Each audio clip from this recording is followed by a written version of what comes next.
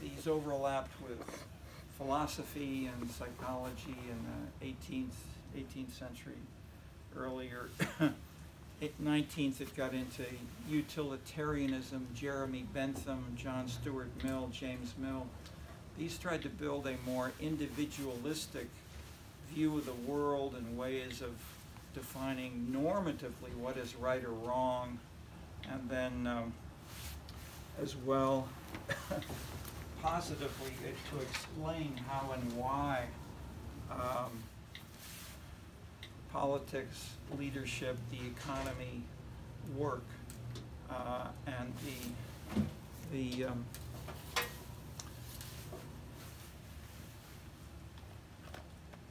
differences cross-nationally were huge, in the sense that the European continent had a much stronger state tradition, the national state. And as you think today, say, of much of Asia, the states are much stronger than in the Western. Well, let's say, especially in the Anglo-Saxon traditions, varies, of course. Say in Portugal, the Netherlands had different connections with the rest of the world, India especially. So and then I'll just add it. I think I mentioned briefly. I'll just add in terms of the colonies in the 19th century, 18th, 19th centuries. The big exception was, or the two patterns were basically the European continent, Belgium, France, Spain, Portugal, with their colonies, were very hierarchical, very dominating, strong state, strong church in Latin America, and the church got a lot of rights to get land for individual priests, as well as larger sections of growing products, building wine, exporting gold, etc. were big stuff in Latin America. And that was Spanish, with the exception of Brazil, the biggest, which was Portuguese, but it was generally close with Spain in terms of this. Later on, as we'll talk there's some very striking Portuguese versus Spanish differences. But the big one in the rest of much of the rest of the world, Middle East, Africa, was between England on the one hand and the continental countries on the other, and their colonies. So the most of the continental countries, as I mentioned, as for Latin America, were very hierarchical in terms of the big exception. And so if you had people who said, we want to have an independence movement in Belgian Africa, in the French colonies, in the German colonies, they would just kill people, period. And it was very tough, very immediate. The English colonies were generally very different, and the sense that the administration was there, the English government, colonial administration, and it built as well on the traditions of village government and legal traditions were left to be maintained much stronger. Churchill's biography, for instance, wrote about the independence of India after 1945. The Nehru and the others did a survey of village India and said, how much more satisfied are you with life now that you have now that we no longer have a British administration as a colony? And they found that the majority of people had no idea that the British had ever been there. So they stopped the survey because it was such bad news that the independence of India would make us much better people. Most Indians didn't know or care about the British. Okay, so so in that sense of laissez-faire came from Adam Smith and from the Scottish philosophers of don't interfere with other people if it's necessary. And so this was the strongest statement from Adam Smith about the state was stay out of it. Stay out of the economy, keep tariffs low, and we'll have more wealth if we let people trade and exchange freely. Freely means without government, and that clearly continues as a laissez-faire sort of so-called 19th century so-called Manchester liberal tradition. Manchester of, okay, England.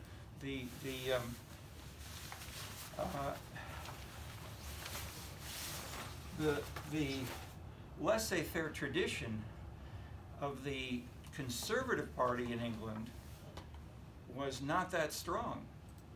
I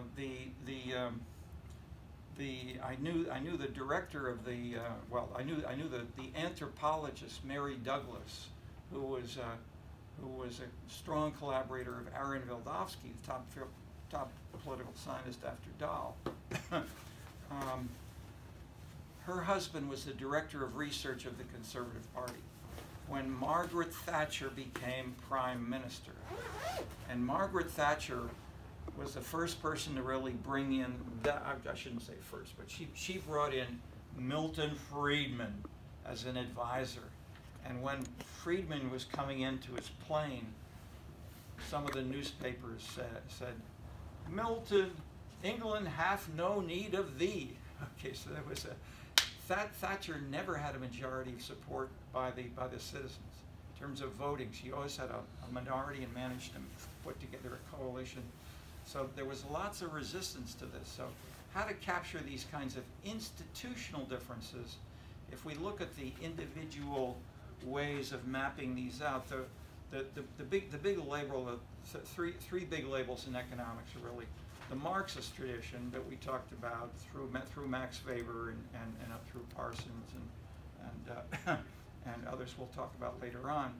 But the second was the market from Adam Smith, and the third was a smaller, so-called smaller in the U.S. and England. It was called the institutional tradition, more descriptive, more historical, more and in the versions that were stronger, especially in Germany, Germany and France were called the state, the Rechtsstaat, the right state or the legal state. And so it focused a lot on how the laws would interpenetrate the economy and life and religion and so forth. But it didn't use neither the institution of the market nor, and this important point, the analytical perspective of thinking about markets, which is what continues with Gary Becker. That version within economics today is still very strong, but where and how to make it work is to take certain assumptions. So that is continually rebuilding economics as almost an entire discipline, but thinking about that, these kinds of things. So the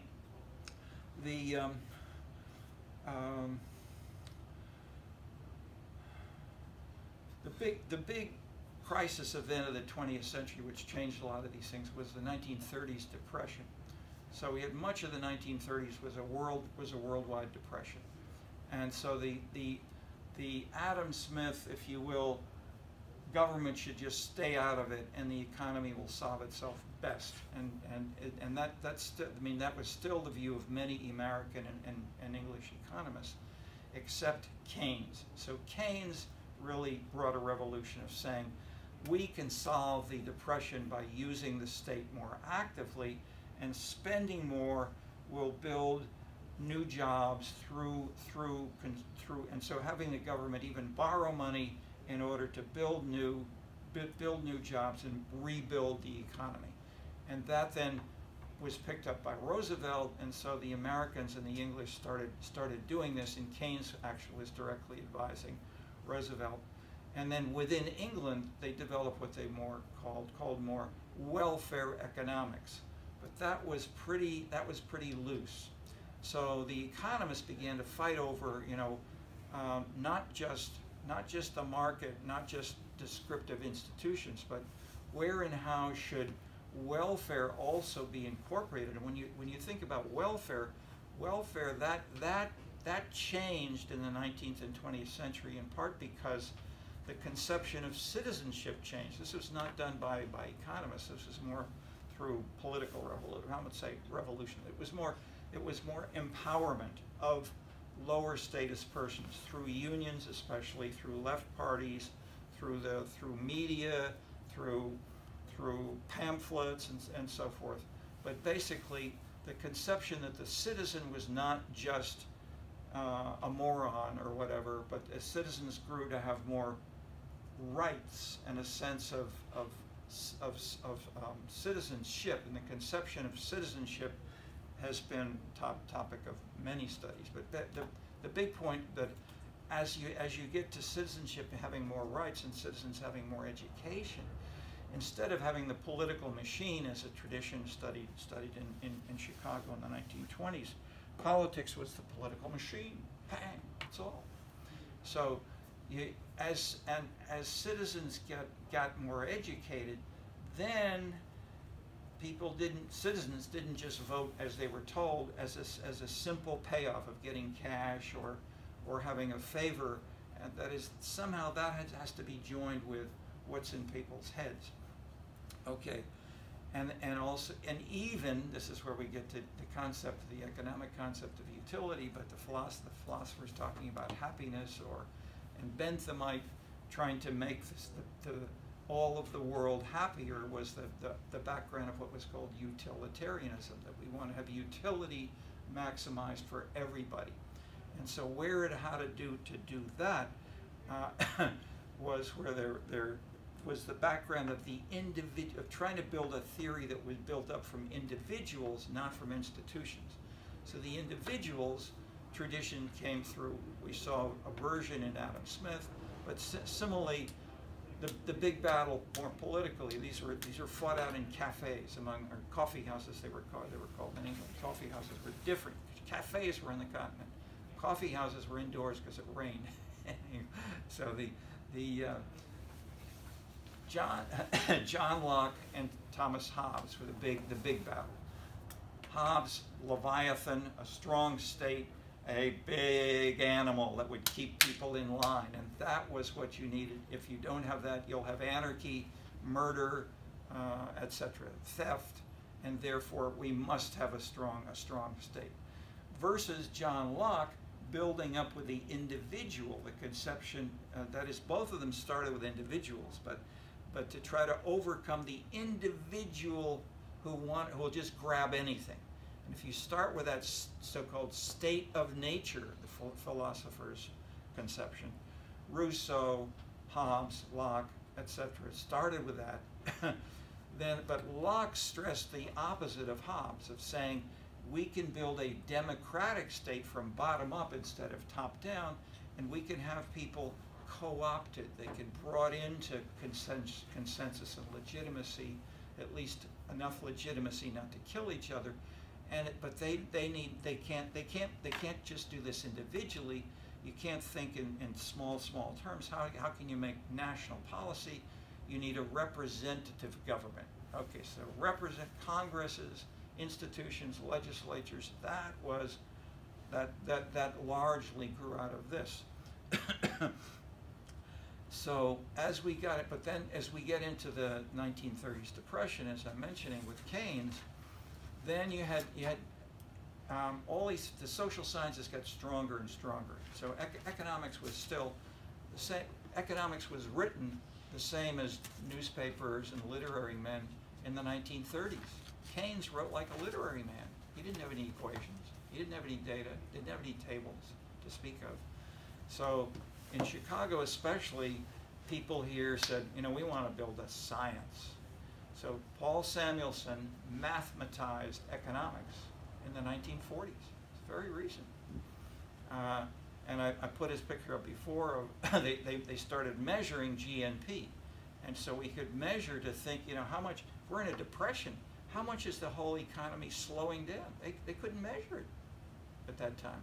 So they started measuring that, thinking about it more systematically. Paul Samuelson, Samuelson then went to, and he Chicago man by training, a bit at Harvard, but he really built his institution at MIT. So the MIT economics department around Samuelson really pursued some of these things in conjunction with exchanges with others. So, and what he did was more ambitious, was not just to look at how a market and solving a depression for the economies was at work. He wanted to build a theory about how all of government can work.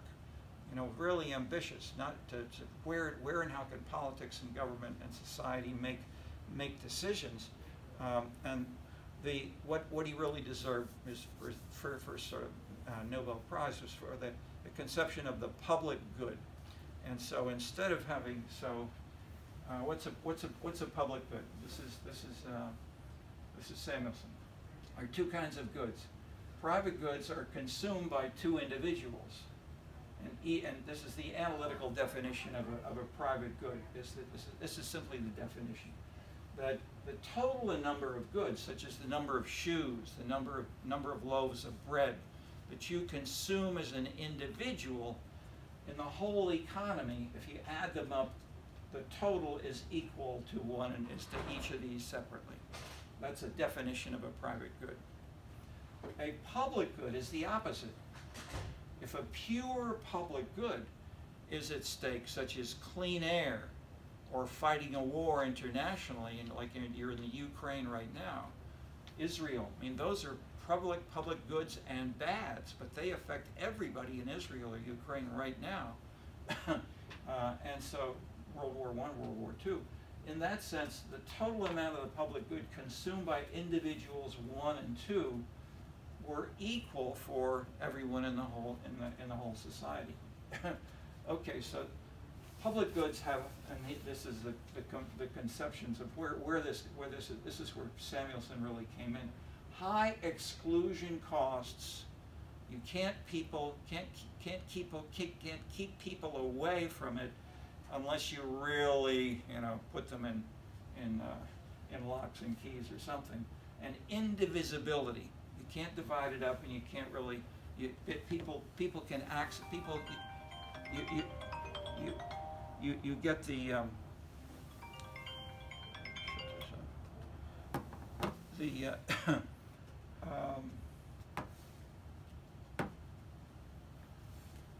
the closely related is the concept of the free rider. Think of a bus. Most people pay a fee when they treat it as a private good. You have to pay when you get onto the bus. If you manage to jump on the back door, or you hide in behind others, you're a free rider. You sneak on, and this is called strategic behavior. That's the fancy economic term for stealing, grabbing, you know, doing it illegally. So strategic behavior is what, and it has a sound of the rational man would steal. And some economists still write and think and talk this way. But the problem, why is this important? If you're dealing with private goods like a bus, that's easy. But if you're dealing with public goods, and many things are in between, it's a mixture of both private and public. Everything the government does, almost everything, well, moves in and it has many public. Well, they're not identical. That's a critical point. Government does provide things which do go to individual benefits. When you're retired, you get a payment of Social Security.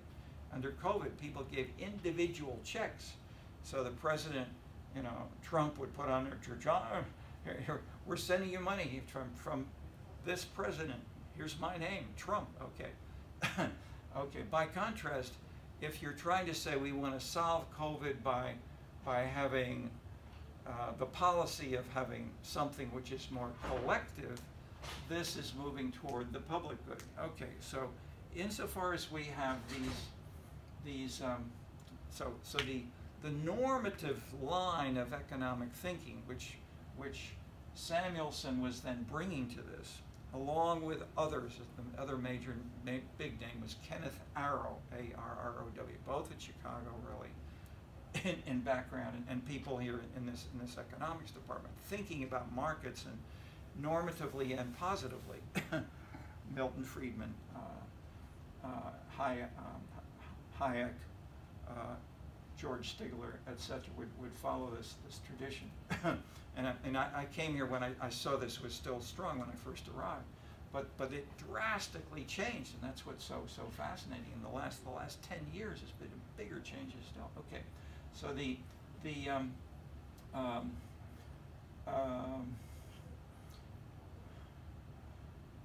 bottom line of Samuelson and Arrow was that you cannot join the normal modeling of economics with the problems of the empirical state and how to manage it, including making decisions, democratically or not.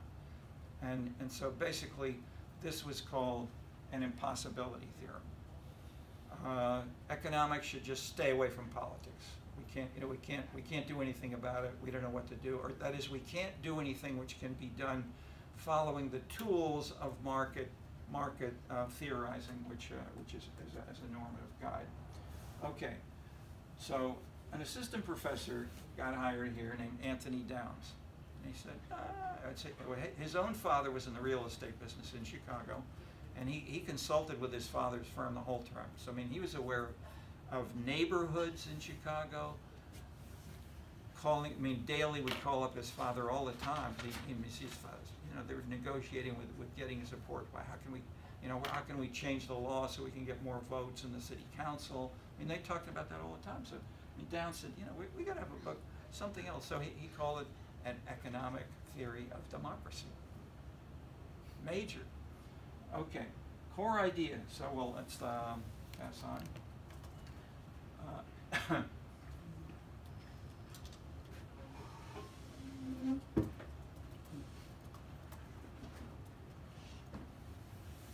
The big idea was to have citizen preferences drive policy. Both normatively, they should, and positively, how can we make that happen, and how can we build a theory, or how do aspects of it work that way in contrast to others. And so that is, you've seen me put up a bigger systems model. We'll come back again and again. We'll bring political leaders. We've got voters. We've got organized groups. We've got marks. And all kinds of things. There's no class, no status, no elites, no leadership. We've got citizens and policy. And if you don't have policies that reflect the preferences of citizens, it's not, in that sense, democratic, or it's not proper normatively. So each individual is joined to the political process by his vote, analogous to the purchase of shoes. How to decide? And so Jeremy Bentham, pain versus pleasure. That is, you want to add up the more people who get more satisfaction than those who get one thing. But Downs is more explicit about assumptions, about complete information. So he uses the tools of economic theorizing. Complete information, no uncertainty, zero transaction costs, perfect competition among parties and candidates. So what he does is start with this in every chapter, and then he says what happens is, we know these are not really achieved empirically. So what if we drop one assumption, or a second assumption, or a third assumption? How would the dynamics of processes change? And he basically shows that we could either have multi-parties or two parties. You can have big differences depending on you changing. So one thing he uses again and again is what he calls a loss function. And so the leader and the leadership is a function of the expected utility, E, that is how much, a loss function, a key user of this could be a political candidate. So we're thinking of primaries in the US. So the political candidate or a voter will then try to match his or her preferences up with the policies. And that is, you don't ask your union, you don't ask a political, okay, you look at your preferences as an individual, and you match how close your views are with the incumbent party, or so A is an incumbent party and B an alternative party. So this summarizes the two candidates by parties, political parties.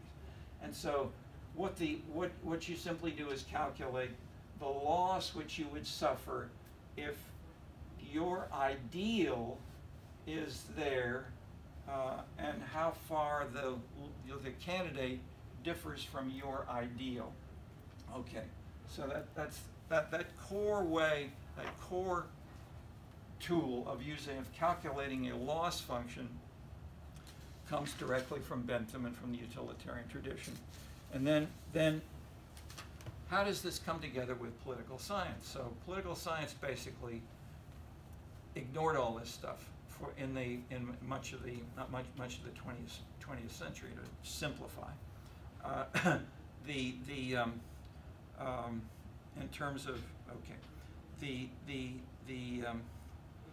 that is, it was affected instead, it was driven by law, by history, by political theory, through Machiavelli, up through others. But I mentioned the group theory tradition of Robert Dahl, and it was Chicago. Chicago was the leader in the social sciences in terms of universities, in terms of creative ideas in the social sciences. And so the group theory developed here at Chicago. David Truman articulated it in the 40s, the governmental process. Then political sociology really emerged with Converse, with Schills, with surveys, with Lazarsfeld. I mentioned. We'll talk about them more later. But I'm trying to stick with this individualistic tradition, and we get to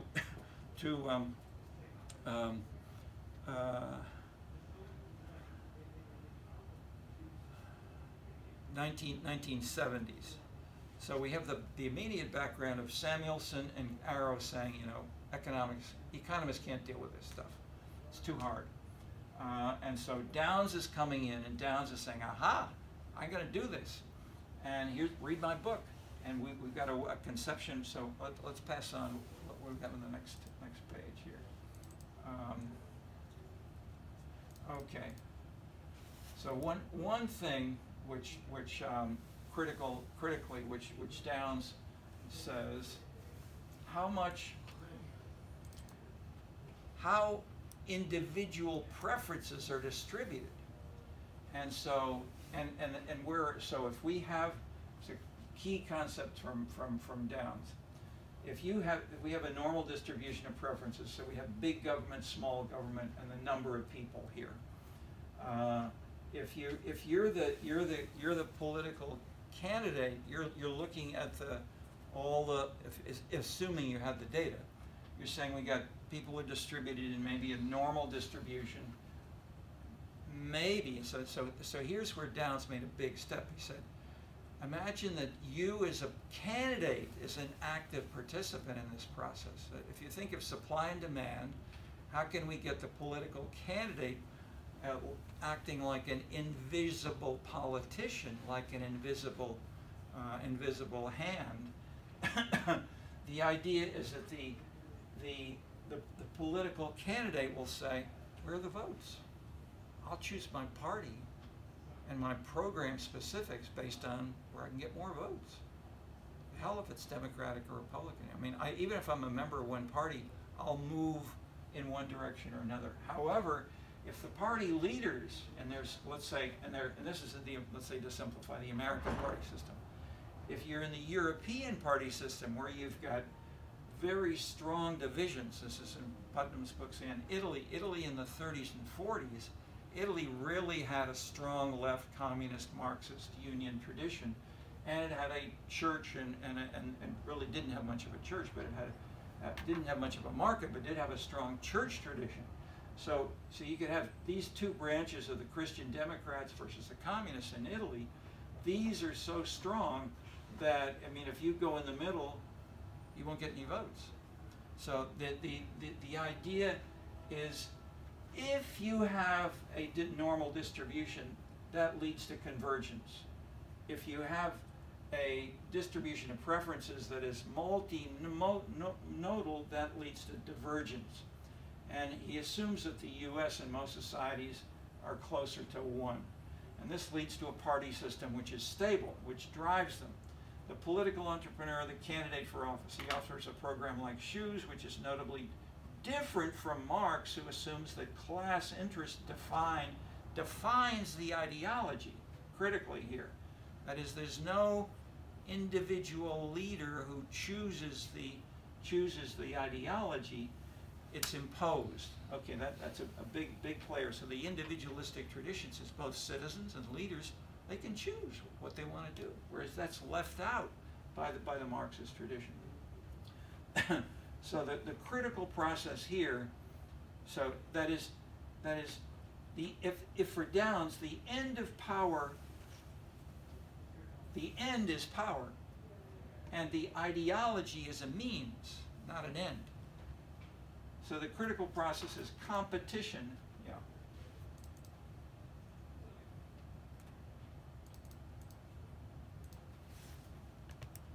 And the favorite issues are played down. This leads to a major change in Marxist and democratic analysis. Neither the direct the direct relationship of capitalist or worker to the means of production is paid attention to, nor the voter to the candidate, as in Downs, but the organ. Oh, sorry, I'm sorry. That goes beyond. Let me. Well, yeah. Oh, maybe I should. Let me stop there. And as well, let me add one more big piece. Because where are we now? One big player was the Public Choice Society. I was here. I've been here, just a year or two, and James Coleman came to a sociology lunch. He said, I'm coming here to. We're starting a new meeting downtown called the Public Choice Society, and we want to try to have a better model of how society works, and we want to work with anybody who's got good ideas, including economists, political scientists, sociologists. And we ought to have more sociologists. Why don't you come? So everybody said, what the hell, we're not going to do this, except for me. So I went there. Coleman and I then worked together for about 10 years. We taught courses together. But at that point, this is soon after 68, Berkeley was in flames. Columbia was in flames. These had been the leading departments of sociology because they were so wrapped up with student politics and the difficulties. So the top people were leaving, and so Stinchcomb came to Chicago from Berkeley. Coleman was then looking around. Parsons was probably dead at that point, just deceased. So Coleman was the top sociologist in the world, and he was shopping between Berkeley, Chicago, and Harvard. Everybody wanted him, and whoever got him would be the top department. And so he was there having that lunch, saying, let's come down. So I was interested not only in him, but in these ideas, and so.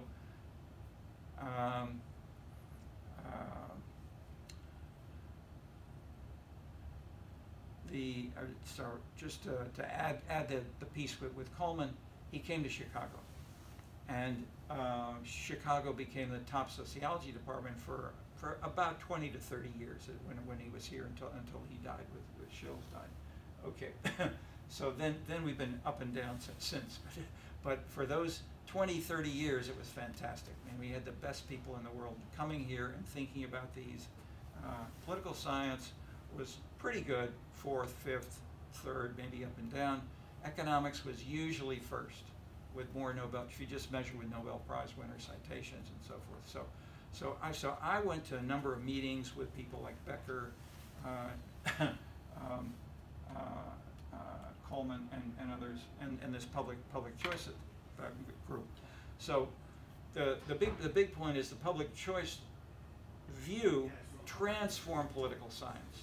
That is the many of the political scientists changed in those years, and they embraced many aspects of what they called rational choice, rational theory, collective behavior. They called it sometimes political economy and sociology, but basically, that's I shouldn't, let me drop that. That's more Marxist.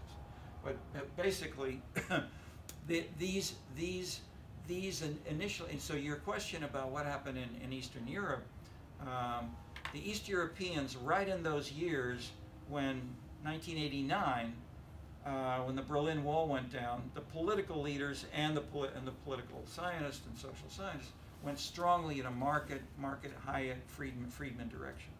4 years later, reaction against it, and the same thing was happening in political science, I would say, around the world.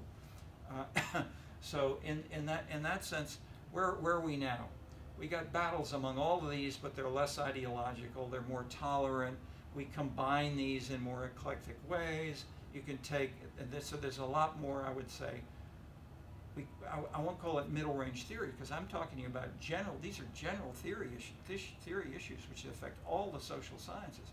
So we still have deep transformations being fought out among many of the social sciences, and that can be framed in terms of ideological conflict, say over the role of blacks or women, or it can be framed in terms of how can we analytically address these kinds of issues, but not simply the ideology of one particular group, but nevertheless to incorporate the fundamental views of citizens and values normatively and positively, and put them together in ways that we can address these both as analysts and in terms of including the ideology. That is, as scientists, we can study ideology, we can count votes, etc.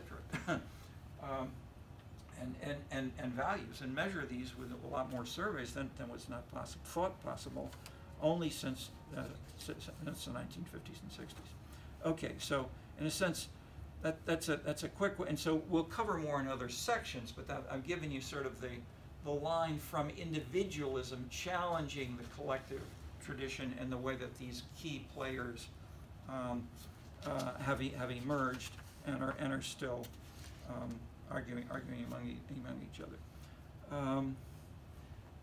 Anybody who have any comments, questions on that? Yes. Tell us your name again. Andrea. Andrea. Mm-hmm. Okay. So I know the reading talked about like preference points regarding utility and how even if can we mark maybe lower these a bit, would be way over her head. Okay. Is that okay? Yeah, that's good. Okay. So I know it talked about, I think it was Downs' reading that talked about even if the proposed point is from the opposite party of that someone subscribes to, but it's closer to that utility point, then that will be the preferred point over the status quo. And I know that preferred by the majority of the citizens, you mean? Right, or yes. Yeah. Yes. Okay. Good. So I'm guessing this is perhaps the basis of the median voter theorem. Yes. Okay, meaning yes. that yes. Okay, perfect. Yeah, and I discussed it without labeling it when we had the normal distribution picture. But yes, it's good for you to bring in now the median voter theorem. Why don't you can you try to restate it in what lay terms is fine? I guess it would be if there's one issue and preferences are symmetric, like Downs is describing, but you move you the candidate. Yeah. So we have competition among political candidates for office. That's the key entrepreneur that drives this system for Downs. So then, because the kind of middle ground will be kind of closer to that normal distribution, then it should always win compared to any other middle point. ground is the highest point in the highest peak, normal. Yeah. This is the left side normal distribution, not the multimodal. Yeah, just like the normal distribution. Then the middle point, that point would always win in comparison to every other point in that distribution. And why is it called the median voter theorem? Because not the mean. See, difference between mean and median. That's why it's not Because it won't always be like the perfect center of the ideological spectrum. If the median so happens to be closer to left or right, it will still be that point. Yeah, but you haven't made the simple statistical point, which is you want to have, you're not choosing the distance measured by ideological distance. You're measuring just the number of votes. Yes. You're assuming that citizens are more willing to choose for that political entrepreneur who gives you your preferences being maximized. So I really stress the driver as the median voter theorem. As it gets down to the citizen, they then calculate a loss function. That's why the median voter theorem holds. Anybody want to elaborate on that? I mean, that is, why is it different from the mean? Why isn't it called the mean voter theorem? Okay, the median voter, the median is the 50th percentile. That is, the median voter means an equal number of votes on the left and on the right, or on one side or the other. And so the maximizing utility political entrepreneur will try to get the most votes. And so if someone else is a little bit to the left, or someone is, or you have a new survey, or citizen preferences may change after there's a war. You have an invasion by the Ukraine invasion, when there's battles between in Israel. I mean, you can have a change, and as these things and how these change can really make these things tricky to okay. But at least the theory is, if the citizens change, if you want to stay popular, you're going to change your policy. That's the median voter theorem. Okay, and that's I mean, you can see this pretty simply and pretty empirically with the Trump, Biden kinds of discussions about specific issues. In that sense, we have more visible issue politics in these kinds of discussions. Whereas when I would go to an American mayor who would talk those ways. When we went to Germany once, and we had a dinner with the top political leader people in the Social Democratic Party, and they said, you know, we're in power now, but we're afraid that we don't have the majority of citizens. We're probably going to be voted out because we're losing the proportion of votes for us. But isn't it sad? And so the American mayor I was with said, why don't you change your policy?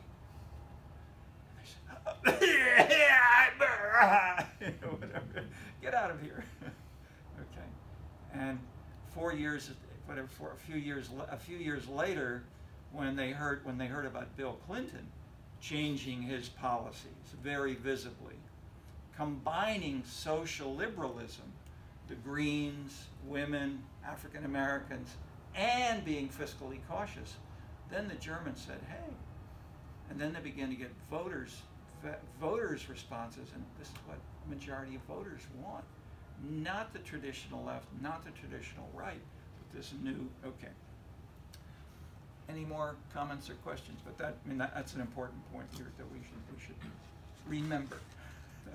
The label, but most important is the thinking behind the label, which is also the concept of strategic behavior, of lying, of et cetera, et cetera.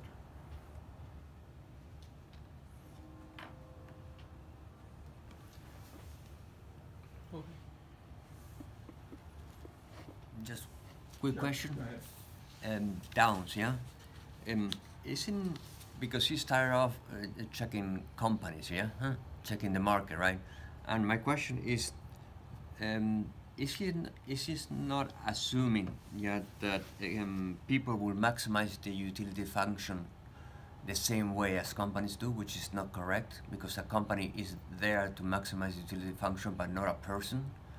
So therefore, it will not apply. That's why sanctions do not work, because people do not behave following the same trend as to maximize utility function. Well, maybe I'm missing something in your question, but I think he's trying to say he wants to use the same for both and it's not just the company, that is the economic theory driving companies' policies is individual leaders of those companies. They want to they have a firm, they may be the head of a leader, but they may simplify and say it's profit maximization, but it may be, but the theory of the firm could say, if you want to maximize green, being green, the simple preference maximization will say, if citizens care more about being green than they do about profit, and that's very visible in Europe and the U.S. today. There are many companies, there are many citizens that want that, and therefore, the idea, in terms of take more empirically for cities, if we have cities which want developers, and the developers are providing housing, some of which have green sensitive grass on the roofs, parks, trees, and so forth, as part of that development and linking with the government potentially doing this, versus others that are cheaper. They may be cheaper, but they don't have the green sensitivity, and they're selling more of those. That is, these are in competition. This is going on right now in cities, which are some real estate developers are more green and others are less. And so in that sense, we can, and so many firms change their policy toward the greens, not because the leader says I'm green, but because the market will drive it. And so in that sense, Anthony Downs says the same. Anthony Downs and Adam Smith would say the same things. That the driver is the citizens, not the profit. That is, it's not just the profit alone. That is, the corporate leader gets supported if the shareholders get more. And if you just look at shareholders in terms of dollars amounts, money, if you can make more money by being partially green, you see some developers doing this visibly empirically. So it's no conflict between the green and the profit and the corporate leader and the citizen. In a sense, you can. The idea of this theory is that you can use the same tools for all of them. If you have the assumptions, that is the classic economic competition, consumer sovereignty, freedom of entry, etc. And so Downs reminds us in the beginnings of many chapters, and then says, okay, now what if we change that assumption? And you can get things like his father. His father, he was a developer. So okay, then citizens want a different kind of housing. Sure, we'll build it for them. Okay. But thank you. Good point you're raising. Yeah. What are the three assumptions of traditional economics that you mentioned? You say what are they? The three assumptions. Like the second there were consumer sovereignty and free entry, right? Okay. Freedom of entry, consumer sovereignty, and competition. Freedom of entry. When the idea of freedom of entry is that we ought to get automatically people. Okay, that is. I'm not going to try to discuss them in detail because this is economics 101 and it's in every chapter of Downs. Okay, so, but the Downs reading was not starred, so unfortunately. But Downs what? The Downs reading was not starred, so unfortunately, on the timelines it got. Okay, well, take a look. Yeah. No, definitely it was. But and that's why I'm talking about to you now, because it underlines underlies it articulates in terms of historically changing people's minds. It was that kind of thinking that changed political science. Political scientists changed their whole view, or not all, but many did. Stanford, for example. Stanford was a major department really doing that in political I just went down the elevator with John Brehm in political science. He did not. I mean, he surveyed really citizens. He wanted to be very scientific, how to ask questions more precisely to get their intensity of preferences and measure these better, but not just giving up to the simplified theory, which some people did in Stanford. So so these are issues. Sorry? He teaches a course on public opinion. Yes, exactly. That's his. Okay. All right. Let's push on as we have. The bigger concept, in a sense, is how do we get to policy and some of these economic perspectives which are similar or fighting with Downs. So the leading one, which is very nearby, is really three people. Chicago trained were Buchanan and Tulloch. So James Buchanan and Gordon Tulloch wrote a book called the Calculus of Consent.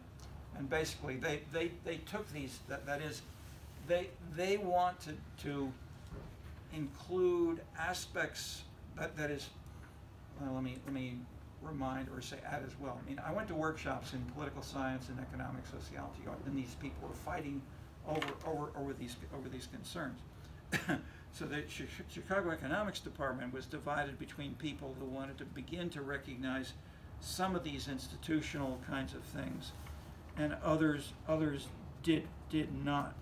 So there especially the concept of public good. That is, most of the Chicago Department economics people did not want to recognize public goods as a concept at all. They wanted to stick with private goods.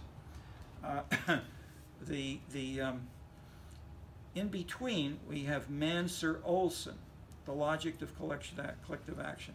Okay, this is I would say this is critically important and a valuable contribution, because it joins institutions like parties and organized groups as actors that can visibly change decisions and change voting and changing.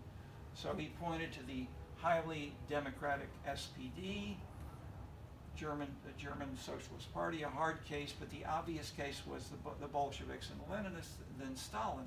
The communist states where the vanguard party dominated the entire society through central planning and the party apparatus.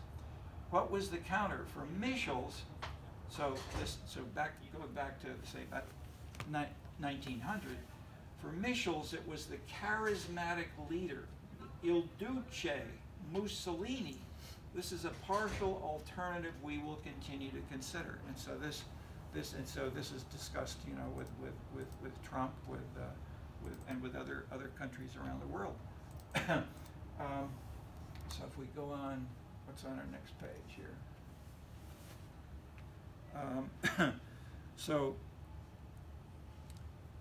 Olson did his PhD at Harvard, but he joined these things, but he was very active within, so I went to many meetings with him and these other folks in the public choice meetings. And so we'd argue, we'd drive all the way from Blacksburg, Virginia, VPI, where Buchanan and Tulloch, they both went there. They moved around. They were at Chicago. They went to UCLA. They went to University of Virginia, and they went to Blacksburg. And that was really, they gave him everything. So, but just to continue some of the strong state, the strong leader, this was a similar conclusion of others. That is, the elite theorists from Italy, around 1900, Pareto, Mosca, had the scorn for the democratic masses they felt was naive. This tradition was elaborated by the managerial revolution of Burnham and John Kenneth Galbraith, who see the international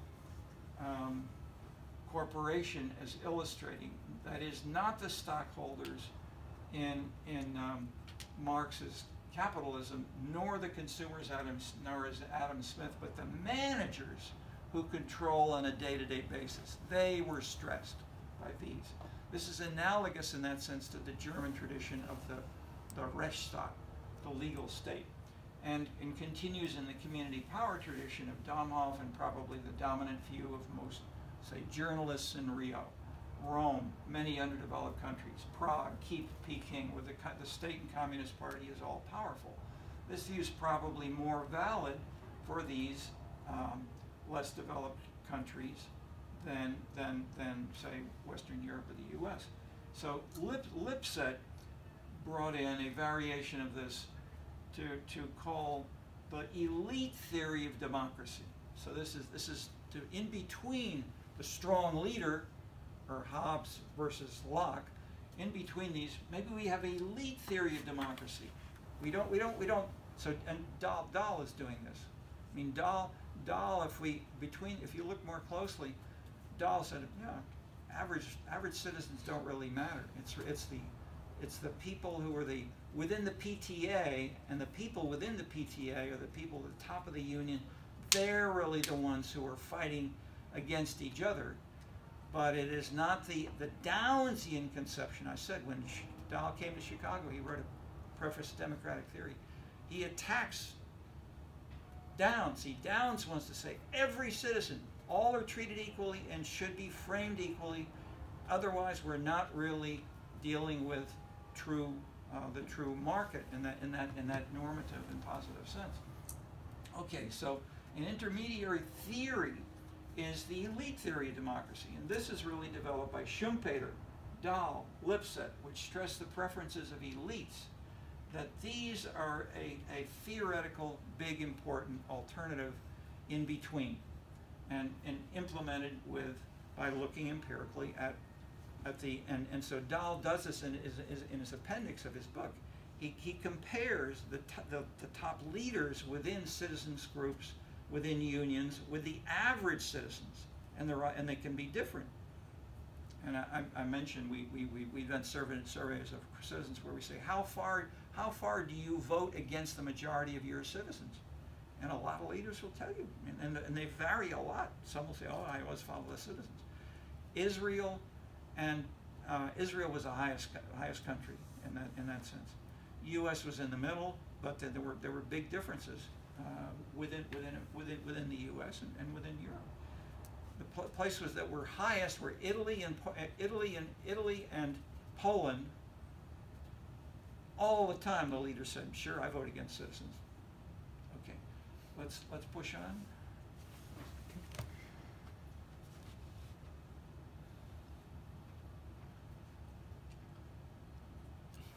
Okay, so Michel's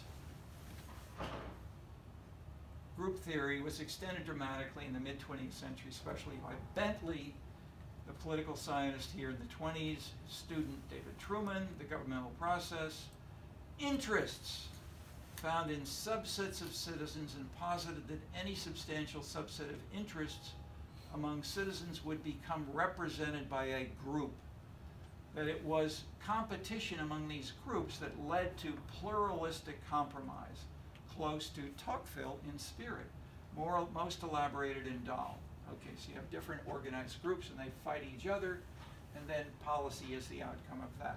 The group theory tradition is continued in Olson, and he starts with Tocqueville and Bentley and Dahl and agrees that groups are the key building blocks of policy, but he disagrees with Tocqueville that groups are democratically, push on, please.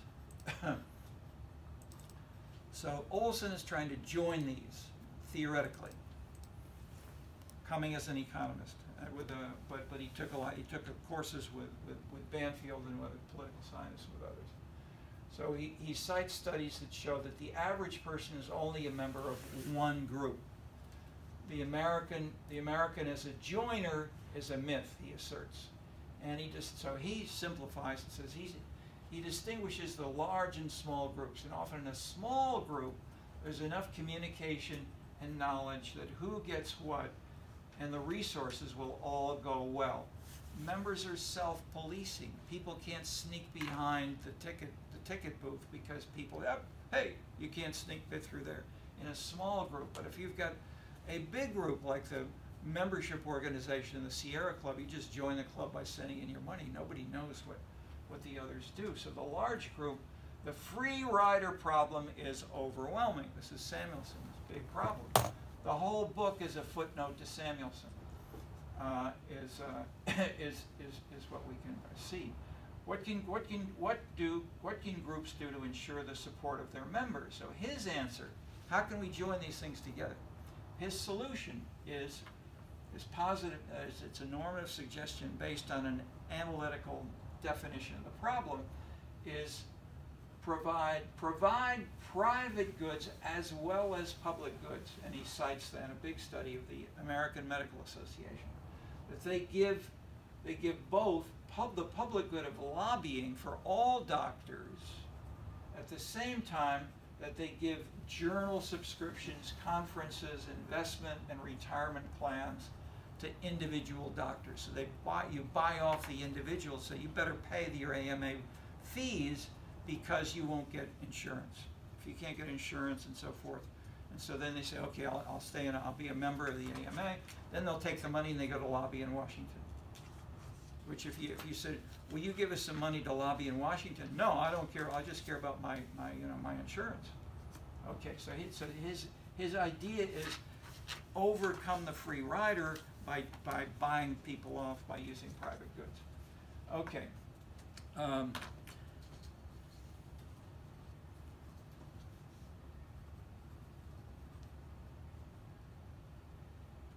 Well, yeah. Let's just push on with the next. That is, that way, that public good, private alternative is one way to proceed. The other way is what I pursue in the Irish Ethic paper, where we contrast two kinds of processes. So we're just looking at the bottom here. We have the public good model from Downs. Voters, through their votes, support candidates. So the point is, if you just look at votes and candidates, that has its own powerful logic. Well, let's go on to the next page.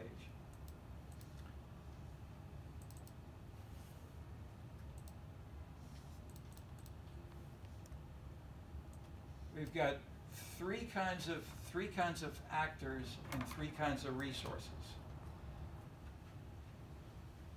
The Downs model versus the patronage or clientelist model, where we have a political candidate, supporters of the candidate, and citizens.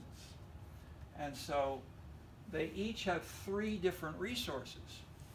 So the candidate, or once you're elected, you give jobs and contracts, money to your supporters. And in Taiwan, maybe people would use cash more openly and actively. Would be illegal. It's increasingly illegal around the world, but it used to be much. But still, where and how much you can do this, and we're being this fought out. You can see in the press for both Biden and Trump. Even at this level, we should be, quote, for many, we still have some degree of jobs being fought over as to who are they really a job, or is it okay. But we then we have supporters. I mean, Trump has his daughter, his son-in-law. They're doing major negotiations, etc. Not to mention thousands of others who may have jobs in the civil service. Okay, the supporters then give favors. So F is a favor they give to individual citizens. So the ward committeeman or the precinct captain in my building, we have as one precinct. We have one precinct captain. In the old days, he would give, if someone's son or daughter is in trouble with the police, they go to jail. The precinct captain will say, I'll try to get things fixed up for you. I mean, this favor to help the son who's in jail is the kind of favor that was the quintessential Irish politics resource. You give people favors. And that in turn leads the citizen to say, hey, that precinct captain took care of me. Therefore, my vote goes to the political candidate. Okay, this is an ideal, typical clientelist model. There is no ideology. There's no high-low. The median voter theorem, totally absent. And so My suggestion is that we have a mixture of both. This kind of thing is still going on in the White House, in Israel, you know, Ukraine. Ukraine has this all the time. I mean, I won't say all the time, but there are top people who are, because of these criteria of the international journalists, I mean, they fire top people in the Ukraine, and they get words. Okay, so let's push on down. This is, but basically,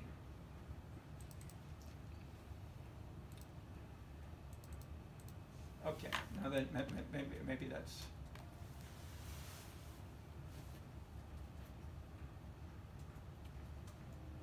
Is that the cover Okay. page? Yeah, that's just a cover page. Okay, let me say the next big reading is the Cities and Entertainment Machine, and I'll just mention. So we got. It's fine. We got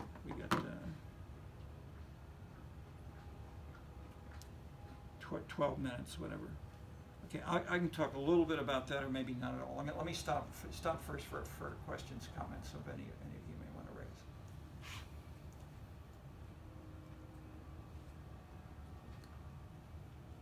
This paper is not so good. Yeah, go ahead. It's more like a logistical. More of a what? Like, okay, so in the Kentuckyville, like, it's just not related to your lecture today, but like Kentuckyville karaoke, I don't think there are chapter numbers to the chapters, unfortunately. Let's discuss what we talked about today. Okay. Sorry, let's talk in office hours, or that is, I don't want, if you somehow can link it to that is, you missed 2 classes. You're a wonderful participant. I want to have you participate. But if you're not here for 2 sessions, we can't just let you talk what's in your mind, which are two sessions back. Okay, one. Anyways, no, like, that's like, yeah. Let me just think about it for a second. No, that is, I'm the reason I'm being blunt is we are our best discussion in the whole class. I love you to be here, but when you're but you and I are trying to draw you out, and we can't take full class time to let you think about it, and you don't have your questions yet ready. Being blunt. No. I mean, I'm going to think about any question I might have right now. And like. So you do not have a question right now.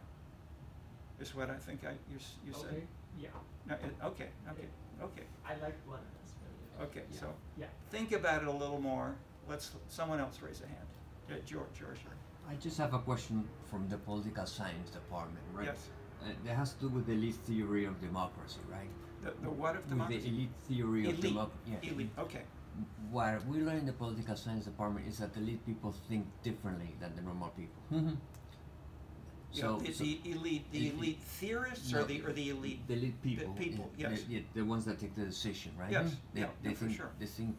Therefore, in the surveys that we do, the elite people are treated separately because they're more rational. Is that correct? Well, I mean, I would say maybe. Well, as when Dahl did, he did surveys both of citizens and of leaders, but he would then compare the two.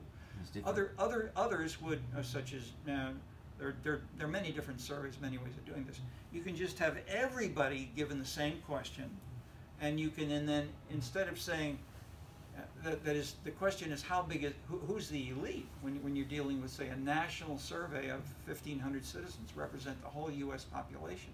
The revolution of Philip Converse was to say about 8%. Only 8% of American voters have a little bit of consistency in what they say at the beginning to the end of the questionnaire. Are you in favor of unions or against unions? You ask the question at the beginning, and you ask it at the end, and you get the opposite result for 92% of Americans.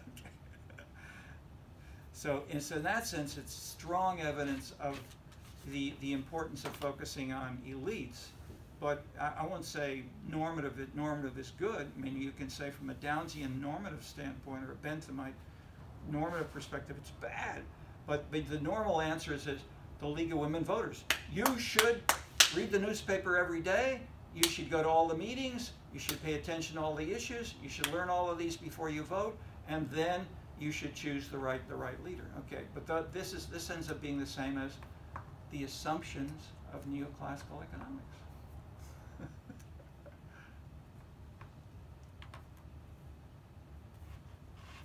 Okay.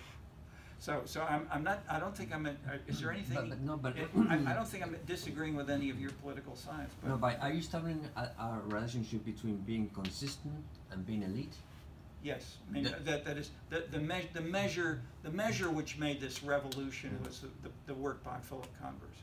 So I'm giving you in one sentence, but he wrote a 700-page book on France and said, you know, all the Americans, all the world looks to France because it's very ideological. I mean, they have the strong parties, they're active, and they fight in the streets, they kill each other, and so forth. They've done the whole 20th century.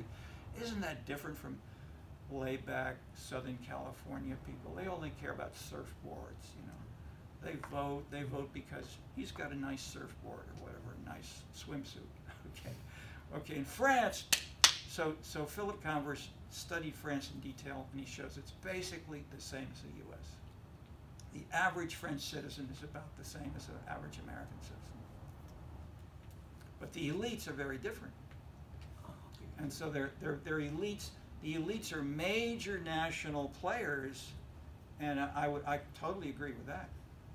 So if we join national and elites, that can be very important in transforming not only citizens but local governments. Yeah. So basically what you're saying is that the average citizen in France and in the US is the same, so the only difference between the states is because the elites are different. Is that correct, what you're saying? It's a slight, basically yes, that's what I'm saying. Okay. I mean, it's a slight simplification and an exaggeration, but that's a quick summary, yes. Okay, go ahead. Yeah, So, what's your name? Utah. How do you spell it? Y-U-C-H-A-O. Y-U-C-H-A-O, Utah, okay. Right. Good. Sort of like you, it sounds like Utah almost, okay. Go ahead. Anyway, so, how do we reconcile with what we have discussed? How do we reconcile? Okay, Reconcile. yeah, go ahead. What do we discuss with the iron law of oligarchy? Like this article is kind of weird to be present in this text. Excellent. No, that is excellent point. Do you want to elaborate any more of that, or is that's your big point, your big question? Yes, but I think you might understand why I'm bringing this out, because it seems that due to historical situations, this article is not that coincide with the other articles with American political economy. Okay, I'd say the quick answer historically was it had a big impact on Max Weber. It's very close to Max Weber. Second, is very important for Lipset. And third, and that is analytically, it's a tool, or it's a mechanism for looking and interpreting the differences between the German or the strong state continental European tradition versus the Anglo-Saxon traditions. So Michels followed the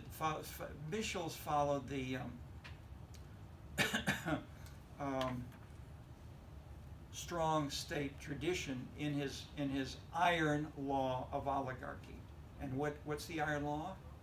Can you state that? It's like democracy is not going to be the outcome of political organizations. Well, to make these political organizations be efficient and effective, it's going to be oligarchy, which. Well, the iron law basically says, who says organization says oligarchy. That is, all organizations will dominate from the top. It's, in a sense, you could say it's a strong version of elite theory of democracy applied to organizations, and especially for political parties, which he mostly, I mean, it was a big case study of the German, of one of the strongest in the world, major Marxist German Social Democratic Party, and how it was dominated on the, okay, so 1, 2. Lipset really got interested because he's not a German, he's coming to it from a Marxist background within American, but at the same time he was paying attention to democracy, to Tocqueville, and he could say, these things are in conflict, this is important. How can we join these in some way? So he joined up with a grad student named James Coleman, became the top sociologist in the US. Brilliant guy. And they together did a book called Union Democracy. Okay, so Lipset's father was and I mentioned this already. Lipset's father was a typesetter, and his union was a huge exception to Michel's. They had democracy. It was a union, but not in all of the union, not in all of the regions. Some places had more, some had less. Some had two parties, some did not. So they had some sections were oligarchical, other places were democratic. So they then get a lot of data, big surveys, lots of kinds of multi-causal analyses to try to how to put together these, and basically the simple, I would say the simple point would be a way of empirically linking converse with the elite theory of democracy with information and with the instead of treating them as assumptions, is a big point which I do. The big point that is the economic traditional approach is to say these are assumptions: freedom of information, competition, etc. Whereas what they did, and which I try to do, is say, instead of assuming, let's look at variations empirically. We can look at organizational sections of departments, or we can look at cities. So this is the beauty of, so we can have 10,000 cities because they're all over the place, all different combinations, not just rich, poor, top, high status, low status. You can have all different combinations. Everybody's rich, everybody's poor, everybody's, etc. Any more? One more little bit of a question. Anybody want? Yes. So, I mean, as I was reading this, I was thinking about the way that, I mean, from a very American perspective, how we vote for representatives who then have a huge role in who our, like, executive branch, our, like, president is. So, would it be fair to synthesize Downs and, like, that kind of idea and the other one, the elite theory of democracy, and say that citizens' preferences lead to these elite institutions or like organizations, which then lead to policy? Can we put those two together, those two kind of schools of thought? And now, the line of your thinking is excellent, and I think the most brilliant way of joining this is to say the Downs citizen preference then going through Michel's leads to the Congress. But you the way, at least I think your words mixed them up, that is, they do not lead to the executive. The executive is the choice of the vote for the president only. We don't vote for who's going to be the secretary of the treasurer. That's appointed by the president. Right. So we have the Rechtsstaat tradition, in the German sense of building the law and the institutions. The American case has both a mixture of the state tradition from Germany with the the democratic tradition through the U.S. Congress, and then we add to that the judiciary. So the framers in the U.S., and I'll just point out, in Germany, or Sarah, the European continent, there is no independent. They have judges, but they're not independent. They're assumed to be part of the bureaucracy. They're usually paid by the government, by the state, and then especially when we get to places like Turkey and wherever, or say Pakistan, where we have in the news all the time, the judges are really, they're following what the authoritarian leader wants, and they kill the judges if they don't, etc. In southern Italy. Okay, the idea of the independent judiciary is that is a nice way of saying Downs in this democratic and the elite theory of democracy works within the Congress in a sense, but it doesn't even try to address the judiciary, or the Supreme Court, and so forth. And I went down the elevator with John Bremen. I said, "What are you working on?"